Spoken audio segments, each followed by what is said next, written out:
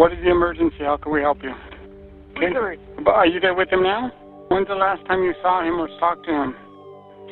Yesterday, please. Hurry.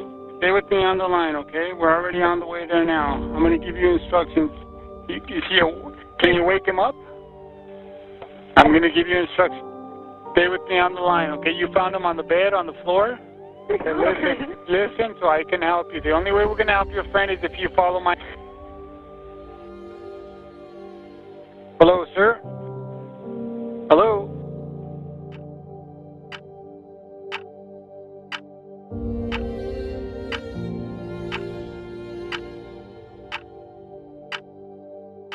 At exactly 11:07 p.m. on the 4th of September 2018, 2.5 days or 61.5 hours prior to his death, Mac Miller began a text exchange between himself and his dealer, Cameron Pettit, setting into motion the deal which would, unbeknownst to both of them at the time, eventually result in Mac Miller's death. Yo, what's up? Did you hear back about Addy? Nah, I couldn't find any. All good. You don't have any lean, do you? Perks? I got some dilated 2s, but that's about it. I could get yellows and blues though. Blues as far as perks? Yeah, 30s. When can you get them? Probably in an hour or two. They're 30 each. Any chance I could get 10 of those, 10 bars and a ball? Yeah, for sure. I'll get back when I'm about to pick them up. For sure. Could you actually drop them at the studio? Yeah, where at? I'm at Conway. Let me send you the address. 655 North Street, Andrews Place. KK. Is that far from you? Not too far. I can make it. Okay, word. Let me know when you're on the way. Okay, I will. What time are you thinking? Probably 1. That's for the blues too? Could you come through with the other earlier? Yeah, that's for all of it. I'm gonna pick them up right now. Actually, I can wait, lol. Beautiful. Okay, sweet. Mac Miller and Cameron Pettit agreed to meet at a Hollywood recording studio with the time set for 1 a.m. However, Cameron Pettit failed to show up at the specified time. After Cameron Pettit's no-show, Mac Miller would text yo yo, then 8 minutes later, where you at, then another text message containing only a question mark, which once again received no response from Cameron Pettit. For this reason, approximately 16 minutes later at 1:12 a.m., Mac Miller would then text Mia Johansson, a friend of Cameron Pettit, exchanging the following messages. Cam is supposed to be pulling up and he ain't answering. I don't know, hon. Is there anybody else with the stuff? I can send some with a girl, lol. I need a few things. I have everything, lol. Snow bars and blue perks? I have it all. Do you have the lean too? No lean, lol, but Adderall too. I have Oxy. Perks? I have Norco. What milligram on Oxy and Norco? 30 milligrams Oxy and 10 milligrams Norco. So the Oxy a little? Yes, little blue pill. Can I get 5 of those, 5 bars and a G of snow? Yes. 30 milligrams Oxy is $30 each and $5 each bar. $10 each Norco. They are 10 milligrams. I'll give you the gram for free if you book a girl. What about 2 Gs? Deal. What girls is available? Carla is ready. So what would my total be? Send me a picture of the Oxy though. How long would all of this take to arrive? 30 minutes. I'm at 655 St. Andrews. With girl. What's the total of everything else? 5 Oxy, $150. $30 each. 5 bars, $25. $5 each. 5 Norco, $50. $10 each. 10 Addy, $100. $10 each. 2 grams free, girl, $700. Total, $1,025. Send through. South or North St. Andrews? North. She's 31 minutes away.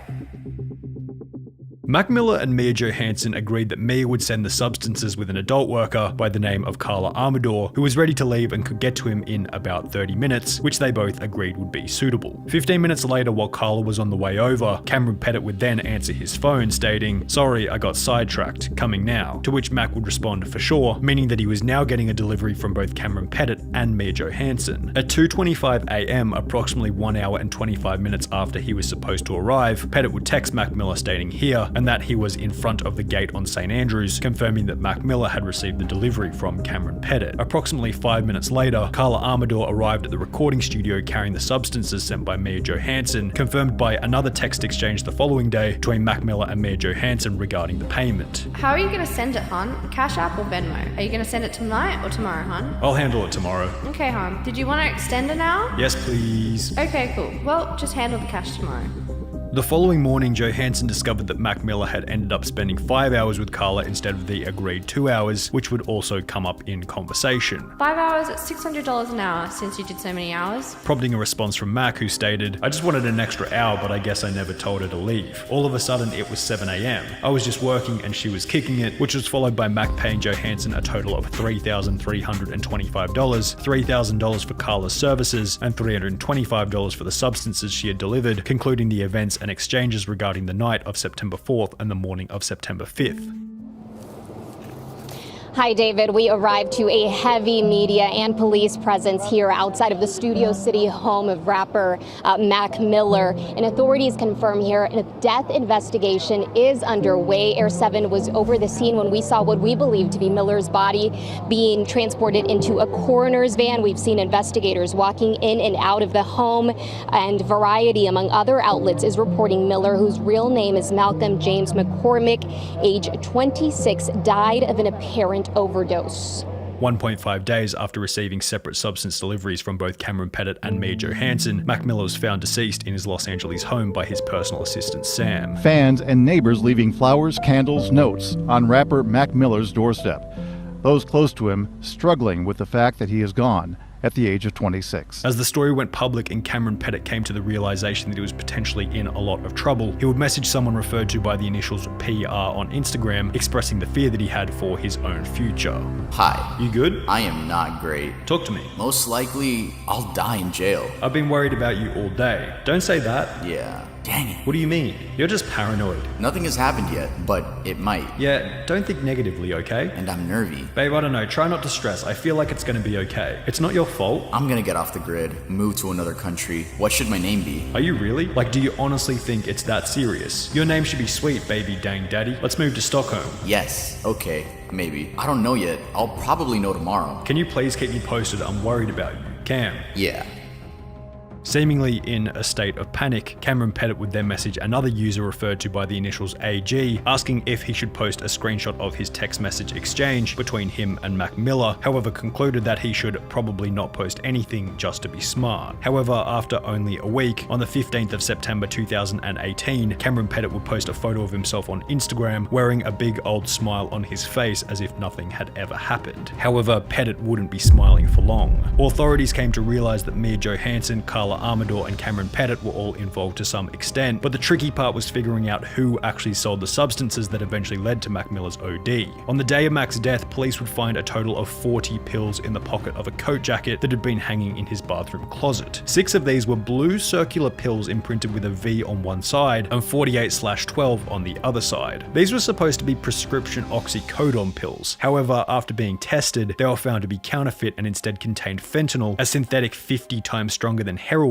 and it was concluded that Mac Miller would not have died from an overdose but for the fentanyl contained in the pills. Considering Cameron Pettit had stated that he was going to supply the blues in their original text exchange, investigators concluded that Pettit must have been the one who sold the counterfeit pills to Mac Miller. Cameron Pettit had purchased the pills from a 46-year-old man by the name of Stephen Walter, who, prior to selling the pills to Pettit, had a long list of previous convictions on his criminal record. Despite Pettit having purchased the pills from Walter, they were delivered by a 36-year-old man by the name of Ryan Rivas, who conveniently moved to Arizona shortly after Mac Miller's passing. All 3 men were completely aware of the risks in selling the counterfeit pills. One text message exchanged by Ryan Rivas read, "People have been dying from fake blues left and right. You better believe law enforcement is using informants and undercover to buy them on the street so they can start putting people in prison for life for selling fake pills." However, this didn't stop any of them from carrying on with the dealing. Less than a month after Cameron Pettit had sold the fatal counterfeit pills to Mac Miller, which he knew resulted in his death, he would buy another batch from his dealer Stephen Walter, continuing to sell them to the public while being fully aware that they would likely result in yet another death. Crazily enough, this would go on for approximately 10 more months until the 4th of September 2019, exactly 1 year to the day of when he first sold the pills to Mac Miller, at which point he, Stephen Walter and Ryan Rivas were all arrested for conspiring to distribute controlled substances resulting in death. I'm going to end with something you're probably not going to want to hear.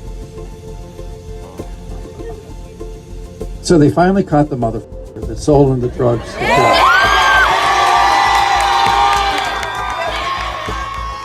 In response to the 3 dealers, United States Attorney Nick Hanna would state, "These defendants allegedly continued to sell narcotics after Mr. McCormick's death with full knowledge of the risks their products pose to human life. We will continue to aggressively target drug dealers responsible for the spread of this dangerous chemical." The 3 men sat in prison for 2 years between September 4th, 2019 and October 27th, 2021, just a few weeks ago depending on when you're watching this, at which point Stephen Walter would be sentenced to 17 years in prison for supplying the counterfeit pills to Cameron Pettit. Both Ryan Rivas and Cameron Pettit are yet to be sentenced, however, they both go to trial in March 2022.